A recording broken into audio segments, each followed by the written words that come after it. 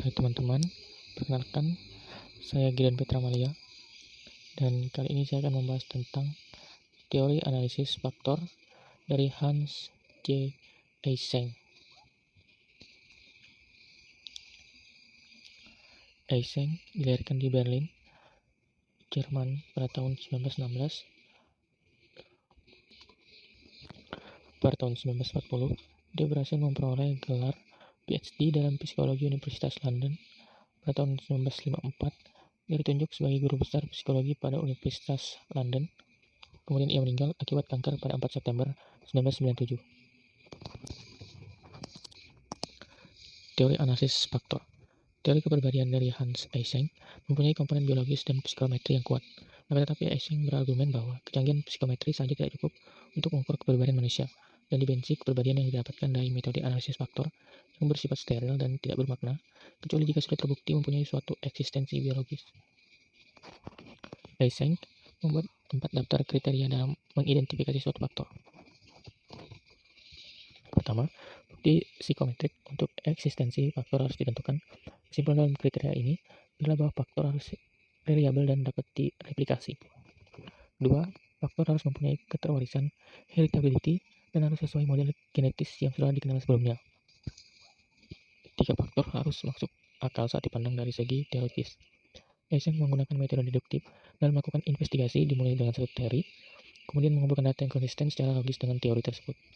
4. Faktor harus mempunyai relevansi sosial, yaitu harus ditunjukkan bahwa faktor yang ditunjukkan secara matematis harus mempunyai hubungan, tidak harus hubungan kasual dan variabel sosial yang relevan, gangguan obat-obatan, perilaku psikotik, dan kriminalitas.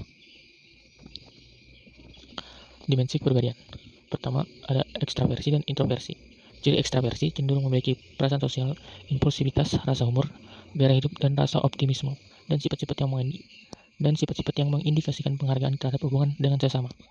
Introversi, cirinya cenderung memiliki perasaan tidak sosial atau tidak berjiwa sosial, pasif, pendiam, ragu-ragu, rasa pesimis, penakut, banyak pikiran, kontrol diri, dan sebagainya. 2. Neurotisisme. Eysenck melaporkan beberapa penelitian yang menemukan bukti dasar genetik dari trait neurotik seperti gangguan kecemasan, histeria, dan obsesif kompulsif. Juga ada keseragaman antara orang kembar identik lebih dari kembar fraternal dalam hal jumlah tingkah laku, antisosial, dan asosial seperti kejahatan orang dewasa, tingkah laku menyimpang pada anak-anak, homoseksualitas, dan alkoholisme. Psikotitisme. Individu yang skor psikotitismenya tinggi memiliki trait agresif, egosentris, dingin, penuh curiga, antisosial, tidak pribadi, impulsif, kreatif, keras hati, dan tak empatik.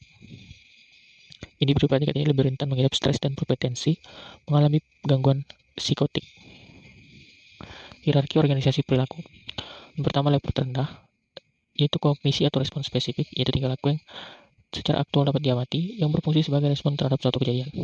Yang kedua, habit, yaitu kebiasaan tingkah laku atau berpikir. Kumpulan respon spesifik, tingkah laku atau pikiran yang muncul kembali untuk merespon kejadian yang mirip. Level ketiga, trait, yaitu kumpulan kecenderungan kegiatan, koleksi respon yang saling berkaitan atau mempunyai persamaan tertentu. Ini adalah disposisi kepribadian yang penting dan permanen. Level keempat, tipe atau superfaktor, yaitu kumpulan dari trait yang memadai kombinasi trait dalam satu dimensi yang luas.